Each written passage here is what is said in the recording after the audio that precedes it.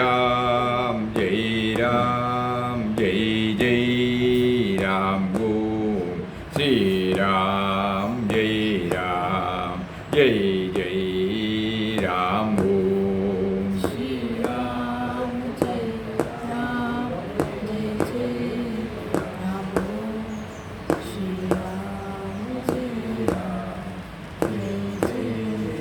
Ram, Shri Ram, Jai Ram, Jai Jai Ram, Shri Ram, Jai Ram, Jai Jai Ram, Om Sri Ram, Jai Ram, Jai Jai Ram, Om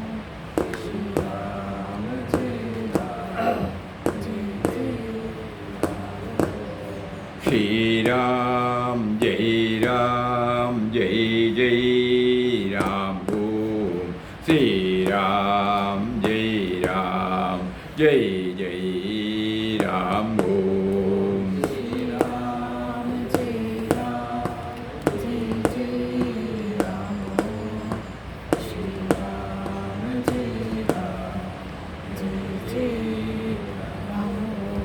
Shri Ram, Jai Ram, Jai Jai Ram, Om Sri Ram, Jai Ram, Jai Jai Ram, Om Shri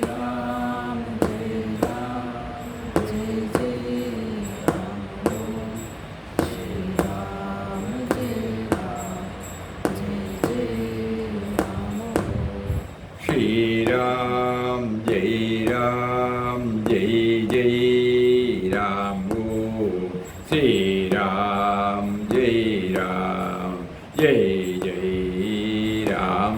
Shri Ram, Jai Ram, Jai Jai Ram, Om Sri Ram, Jai Ram, Jai Jai Ram, Om Shri Ram, Jai Ram, Jai Jai Ram, Shri Ram, Jai Ram, Jai Jai Ram. Shri Ram, Jai Ram, Jai Jai Ram, Om Sri Ram, Jai Ram, Jai Jai Ram, Om Shri Ram, Jai Ram, Jai Jai Ram, Shri Ram, Jai Ram, Jai Jai Ram. Shri Ram, Jai Ram, Jai Jai Ram, Om Sri Ram, Jai Ram, Jai Jai Ram, Om Shri Ram, Jai Ram, Jai Jai Ram, Shri Ram, Jai Ram, Jai Jai Ram. Shri Ram, Jai Ram, Jai Jai Ram, Om Sri Ram, Jai Ram, Jai Jai Ram, Om Shri Ram, Jai Ram, Jai Jai Ram, Shri Ram, Jai Ram, Jai Jai Ram. Shri Ram, Jai Ram, Jai Jai Ram, Om Sri Ram, Jai Ram, Jai Jai Ram,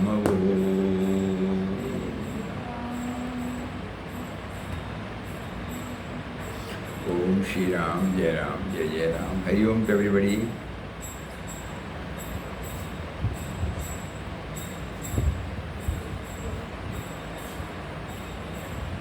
When Papa is leading us through various ways and means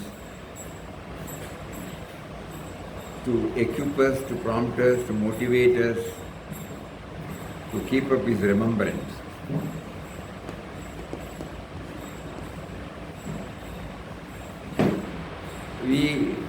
We feel definitely elated, we find happiness in it. But again, after the session is over, we are back to square one. Then he has got a grand plan. That is why he prompted us to take up this Sannyas Saptah. Sannyas? Shatabdi. Sannyas Shatabdi program, and prompted us to make an in-depth study of In Quest of God. Nowadays it is becoming clearer and clearer to us that the final fruit should be to feel his companionship at all times.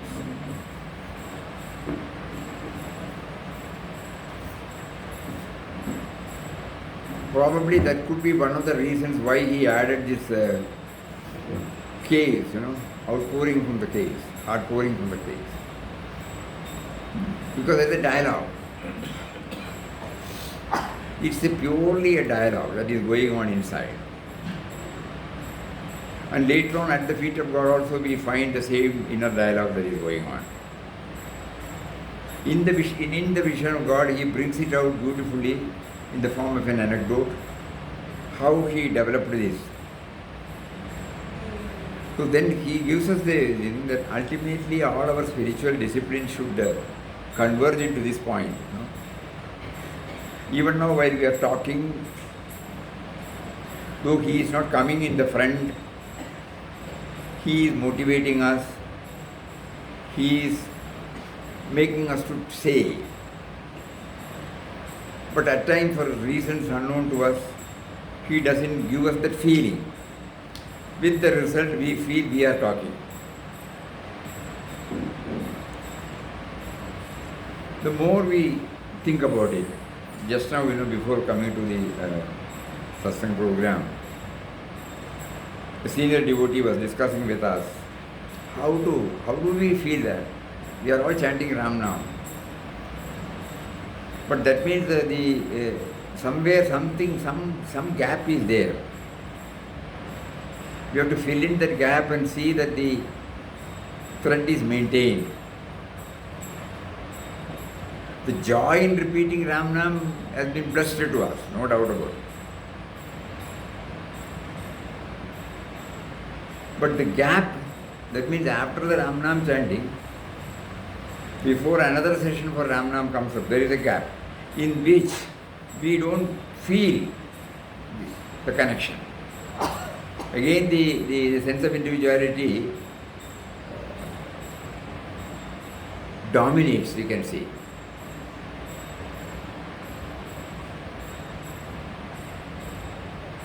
One thing that strikes to us is that we have to keep on thinking about these words, especially that witness consciousness, So by chanting Ram Nam, suppose we develop that witness consciousness,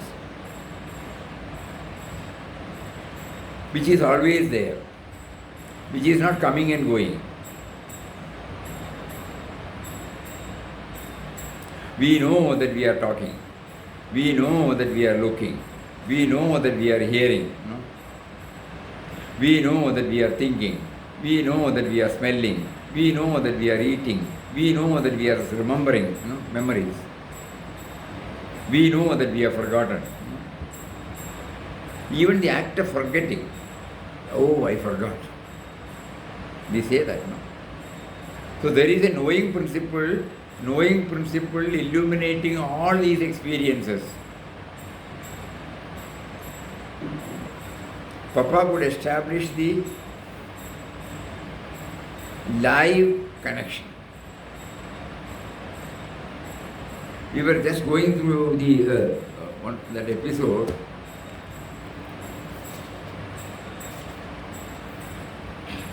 where actually the dialogue comes up.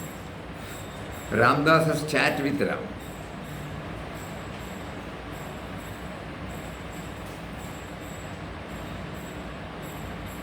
He was in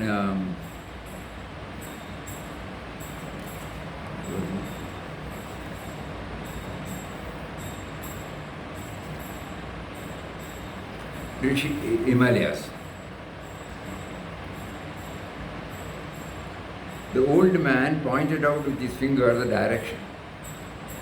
The old man of the village said, Maharaj, you have yet to cover a distance of about 10 miles. Where to?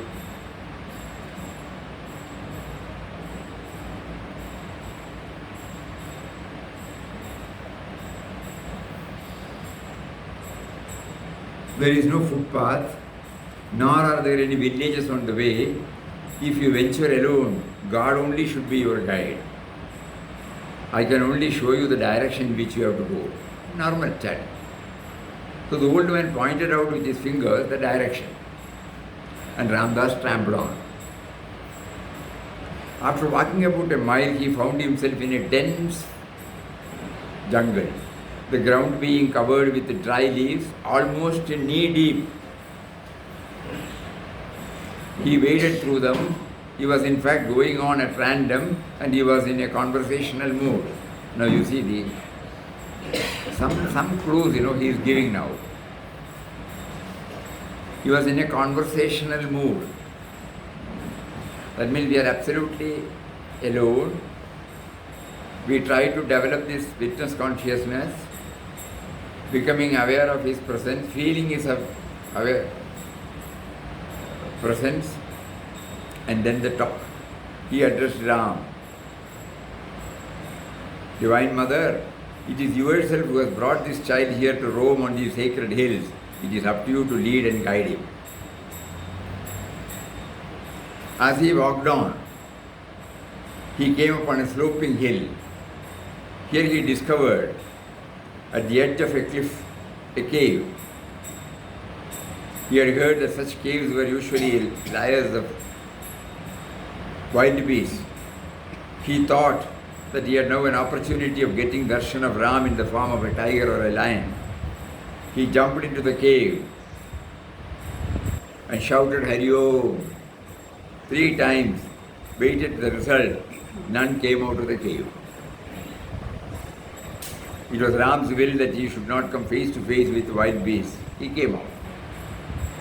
There was yawning before him a deep precipice. This had to be climbed down. Now Ram, see the chat starts. Now Ram, what do you propose? Fear not, child, descend, was Ram's reply.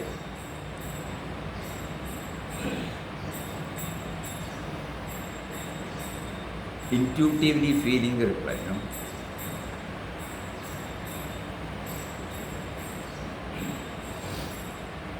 Ramdas turned round, slowly lowered himself, began to crawl down. He descended. A slight slip meant a fall over 200 feet and certain destruction of the body. But there was Ram's assurance. Fear had taken leave of Ramdas once and for all.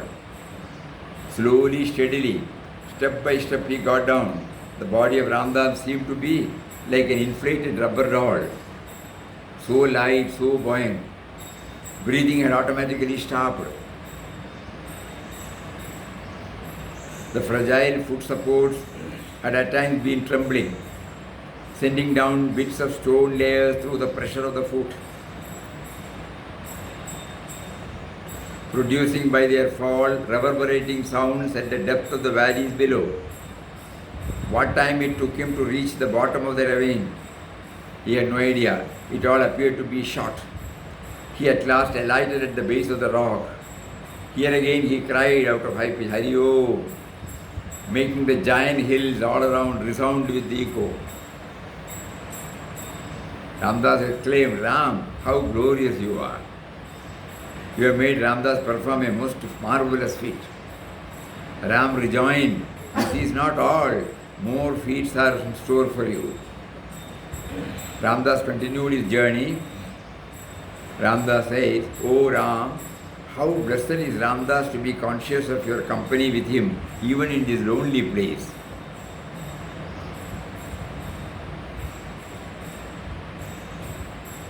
My child, Ram assured Ramdas, you shall in future be always aware of my presence with you, in you, everywhere about you.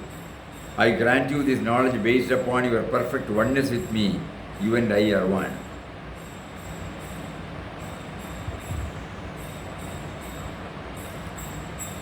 The chapter goes on like this. Now, the purpose of motivating us to read this, we take it that we should explore ways and means to establish this companionship with him. He is with us, but we are not aware. We arrogate. Forgetting him, we arrogate. No?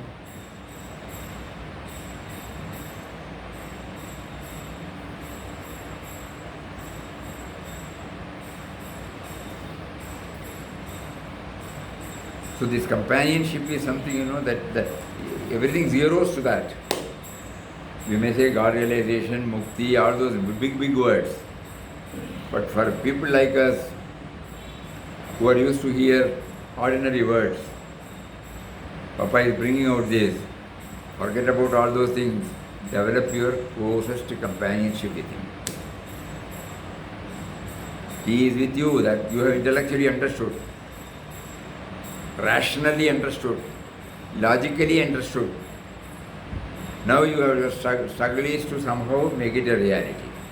The feeling of His presence.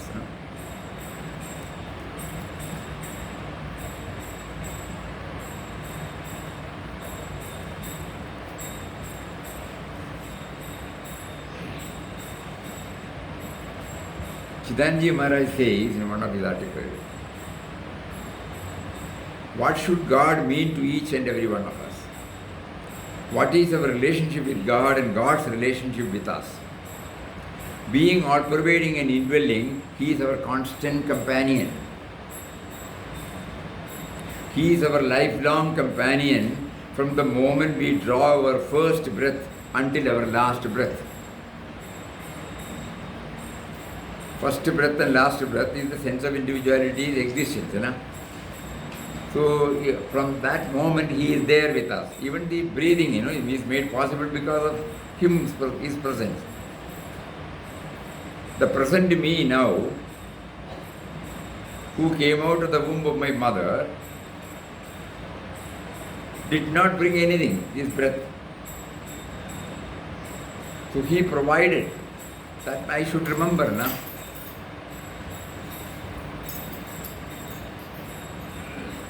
So He is our constant companion. He is our lifelong companion from the moment we draw our first breath until our last breath. You are never alone. If at all anyone is constantly with you, it is that being who is called God.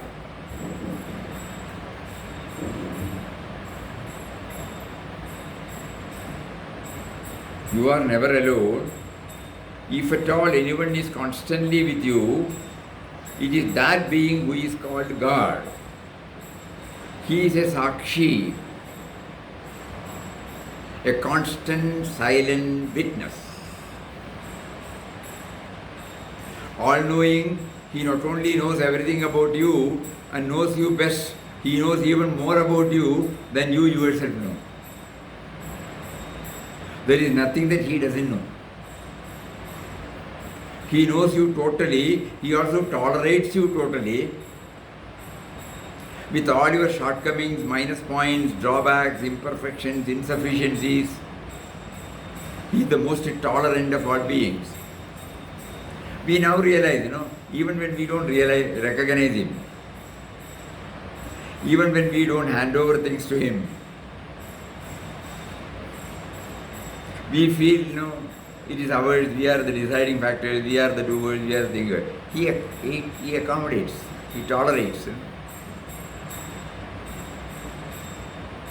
He doesn't even expect any simple form of recognition also. He is an impartial dispenser of the results of our action. He Himself is the originator of the law, but He is neither a punisher nor a rewarder. The law fulfills itself. And what is amazing about Him is that not only does He know all your minus points and tolerates them, He even goes to the extent of not minding them. Not counting them against you. Simply brushing them aside. Whereas He is keenly aware of all your plus points. He notes them all, takes count of them. They weigh with Him, whereas the minus points do not weigh with Him. He leaves them to us saying that they are our problem. Let them solve it. But if you turn to Him for help in solving the problem, He is ever ready. Not only is He your constant companion, your silent, ever patient, ever tolerant witness, knowing more about you than you yourself know. but he is also your guide, friend, philosopher. He wants to guide you in the right direction. If you will ask him, turn to him, listen to him, he is your greatest friend. He gives you the light of higher understanding. What is more, he is the helper of the helpless, ever ready to help if you but turn to him. Many a times, even if you don't turn to him, he comes to your help in the form of seeming difficulties, in the form of seeming adverse factors. He comes, his blessings come in disguise. Later on you understand what a great blessing that adverse factor was. I asked, what is God doing to me? And all the while I did not know that he was trying to help me. He never abandons the helpless. He never turns away one who approaches him for help. He is never deaf to our prayers, ever listening to our prayers, ever ready to help, giving us what we seek. He is therefore more than a mere lifelong companion. He is a very helpful companion, a very compassionate, understanding, sympathetic companion. All that and more, he confers upon us the highest blessedness. But he wants us to take the first step towards him. And the first step towards him is to recognize that our heart is his dwelling place, that our body is his moving temple.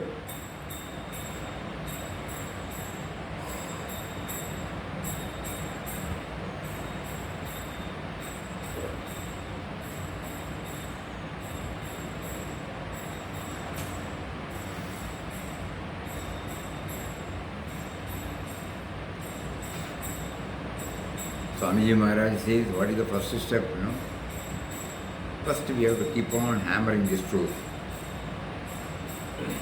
First step is to recognize that our heart is his dwelling place. Feeling, He makes us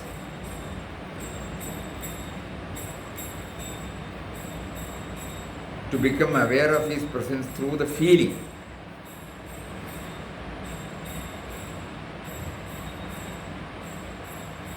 In the afternoon, we were remembering how the innocent love of people, were there when we were all children.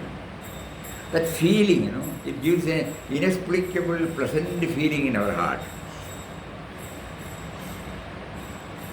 Not anything personal. That feeling sustains in spite of so many years. The feeling of goodness, the feeling of love, the feeling of companionship. Yes, correct, companionship.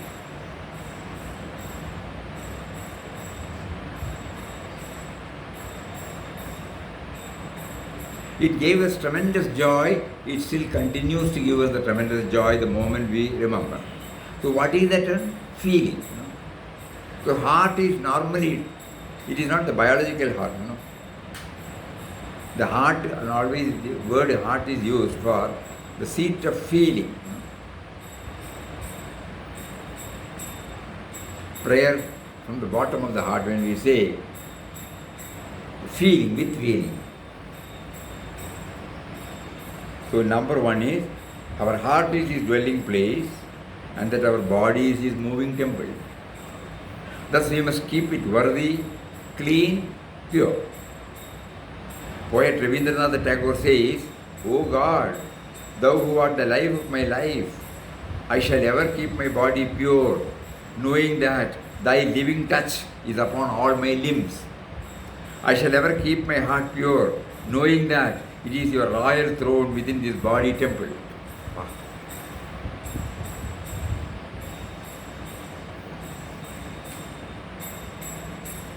Thus, filled with a sense of awe and gratitude, one does everything possible to keep the inner temple, the sanctum sanctorum, holy, clean, pure.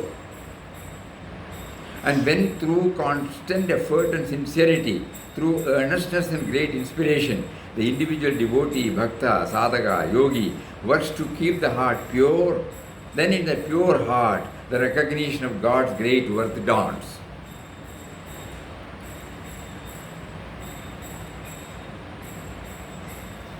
This is a very important topic, you know.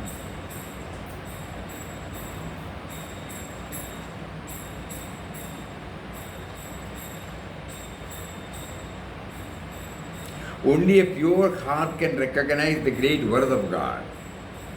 How everything is petty, worthless before this great one. Then dawns dispassion. What folly I have been engaged in all these years. God knows for how many births I have been running after these worthless things. What a great folly, never anymore, enough. Thus you turn away from all that is unworthy and seek only Him. So purification of the heart gives place to devotion and renunciation. And through renunciation, one attains the great peace which is God. Immortality comes through only through renunciation. God works by manifesting within us a keen longing for purity.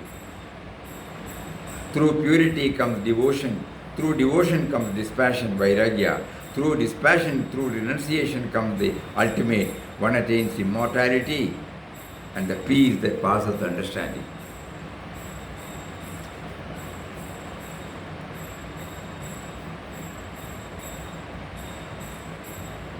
So what is highlighted is that when I do Ramnam, when I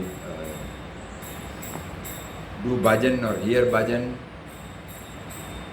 or contemplate upon the theme of the bhajan, we have to pray to Him deep and facilitate me to well up this in my heart so that I can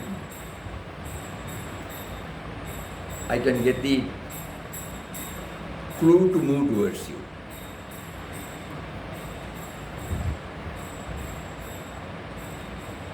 I believe in the words of masters who have scaled the heights. I believe in the words of Shastras.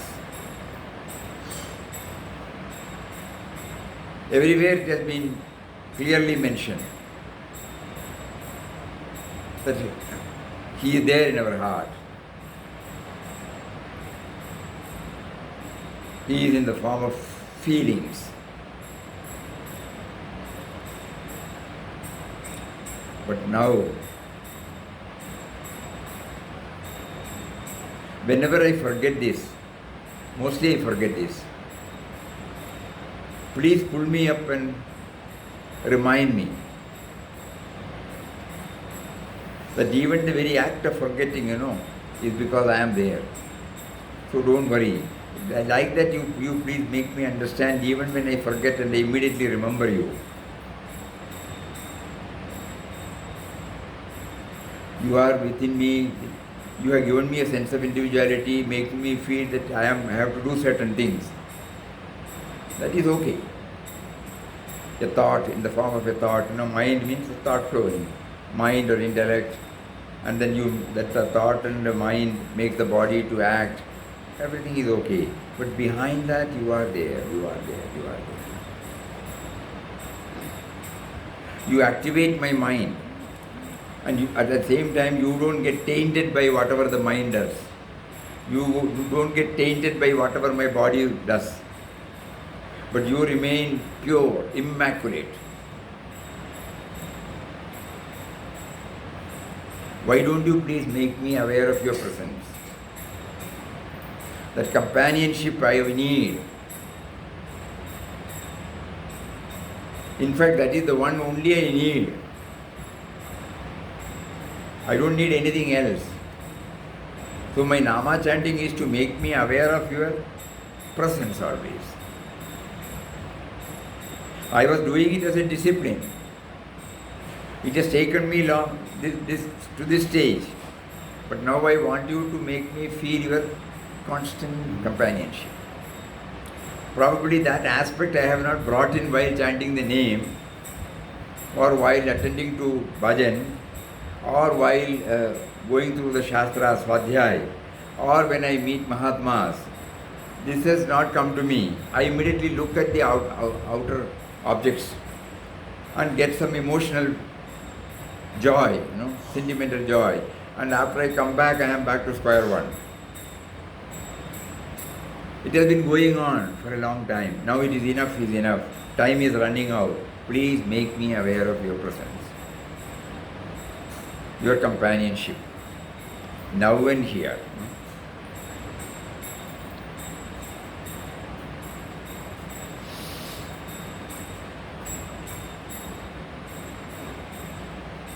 He is now slowly driving us towards this. Papa is watching us. You have done this much, okay, now join me so that you will always feel my presence. Whatever you have done, it has helped you to reach this stage. Otherwise, previously also you would have read this, you would not have understood. The same in the vision of God, it must have come to your hand 20 years back, 30 years back, 40 years back. But this particular way of approach of Papa has never struck to you, no? So that is because of the various sadhanas you have been knowingly or unknowingly doing. It has helped you now to understand, to fix your target, to fix your goal for the companionship.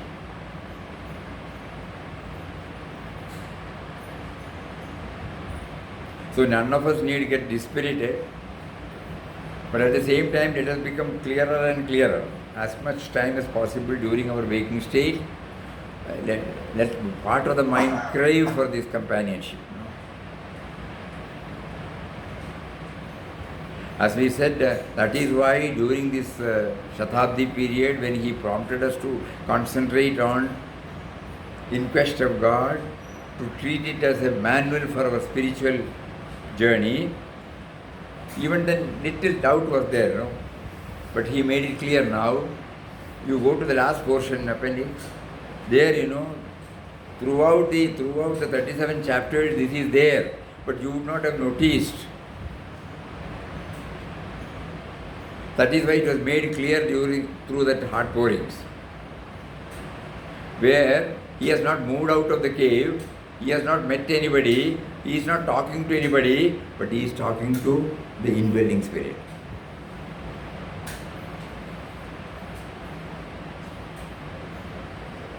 And how frank he is. He places himself, everything before him.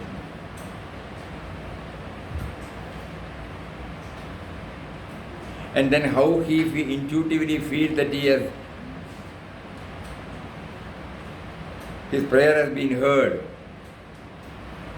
That is why if you go through the heart pouring, you will find at times Ram talking directly to Papa.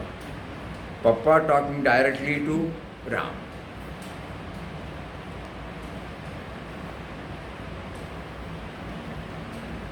It is not merely reading, it is for serious contemplation. So we don't need anything else. And Ramnam is the one which keeps us, the line alive, tempo alive. Because Ram stands for that mysterious force who is behind my everything.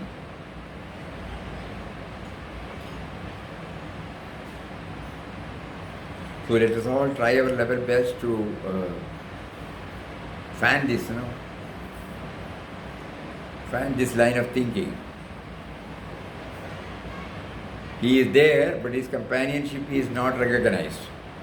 So we are only trying to become aware of the companionship. His company. He is there throughout with us, we are not aware of his company.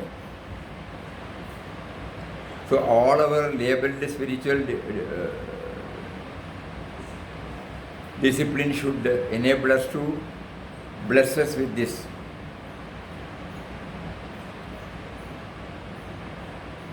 When once I get it, even during the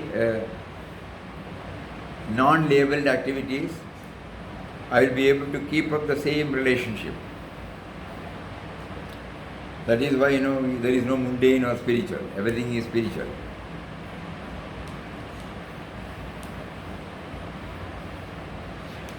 The sense of individuality in its journey may find so many questions. So that we can place the question to him and he will give us the answer. How do we know? We look to Papa. We look up to Papa's writings. There he finds, the dialogue, and he gets the answers. It may not be an answer coming from outside, it will be purely an intuitive experience, but you and I are also getting intuitive experience whenever we deal with certain particular matter. We will be able to recall. No outside factor has enabled us to think, but suddenly it comes from within. We don't mean instincts or impulses, something more than that. Something from a higher realm. Everyone would have, at the time of hearing a music or anything, at the time of seeing a person who is doing a wonderful act of service or compassion or love or forgiving or sacrifice, immediately we try to think, what is that, make me to think about it. Immediately the person comes before and we forget about the God principle. A person is an encased form of body, so we remove that person and see what was responsible.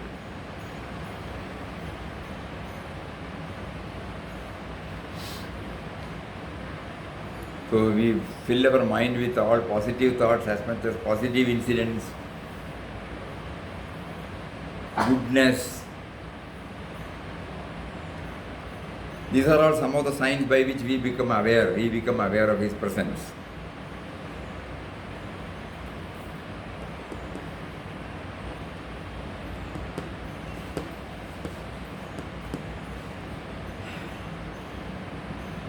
Companionship. This is very, very, very important. Very, very important. And Swamiji, fellowship is what? Companionship. One more word is fellowship. Yeah. Same, no? Yeah. Same. You are never alone. If at all anyone is constantly with you, it is being who is called God. He is a Sakshi, a constant silent witness, all-knowing. He not only knows everything about you and knows you best, he knows even more about you than you yourself know. He is our constant companion. He is our lifelong companion from the moment we draw our first breath until our last breath. It's a wonderful word, a word on which we have to deeply contemplate. He is our lifelong companion from the moment we draw our first breath until our last breath. He knows you totally. He also tolerates you totally with all your shortcomings, minus points, drawbacks, imperfections, insufficiencies. He is the most tolerant of all beings. He is an impartial dispenser of the results of our action. He himself is the originator of the law, but he is neither a punisher nor a rewarder. The law fulfills itself. And what is amazing about him is that not only does he know all your minus points and tolerate them, he never goes to the extent of not minding them. This is a wonderful point for all of us, because, okay, I've been leading such a rotten life. So, do I stand for redemption? Yes. He even goes to the extent of not minding them, not counting them against you, simply brushing them aside. Whereas he is keenly aware of all your plus points.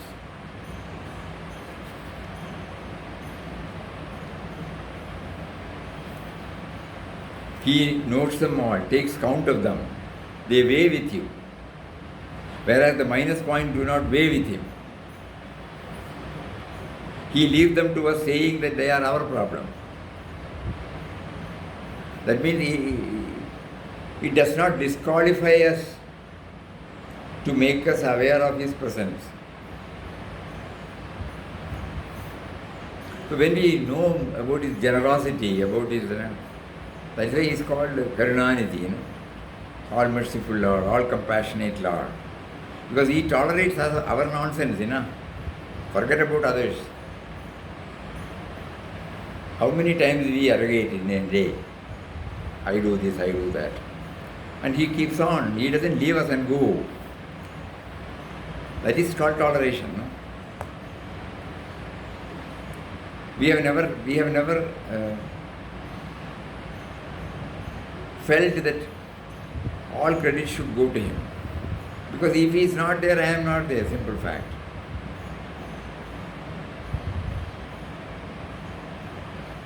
On Puja Swamiji's birthday, when people addressed him, you are this, you are that, in his last letter, he wrote that I am always indebted to you all. I don't know how will I pay back for the love you have shown. But next line he says, you are all the forms of God only. So you have given, and as he is my wont, it's a beautiful word of Puja Swami, I pass it on to him. So whenever somebody says you are this, you are that, Swamiji doesn't accept them. He says, as is my wont, I pass it on to him. Next line he says, him means who? Pass it on to him from where it came. When we were reading, we were not very clear. No? We just went through that. We repeated it. It gave us some joy. We don't know what joy it gives.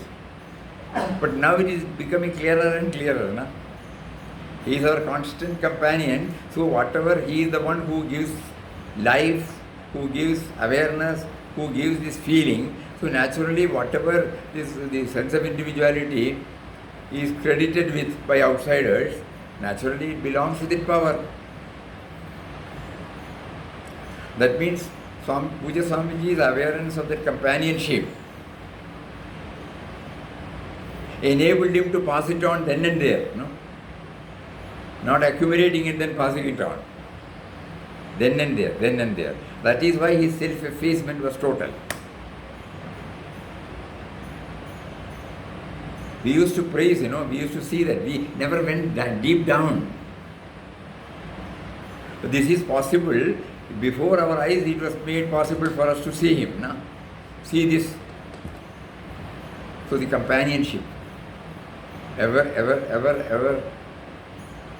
present companionship. So Papa is today giving us the message. This is the take-home message for today.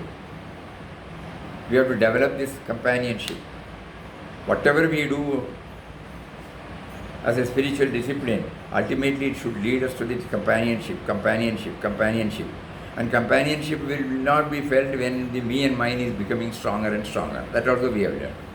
So how to do that? Each one will evolve a method by which the companionship is recognized and the me and mine gets reduced. Let us all pray from the bottom of the heart. Hari Om. Om Shri Ram Jai Ram Jai Jai Ram Om Shri Ram Jai Ram Jai Jai Ram Om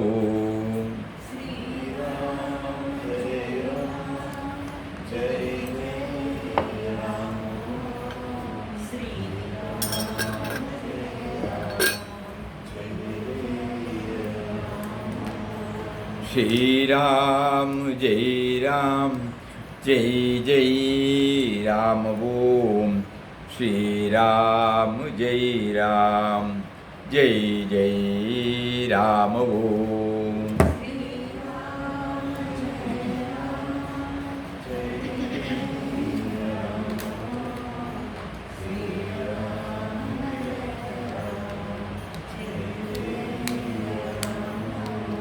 Shri Ram Jai Ram Jai Jai Ram Om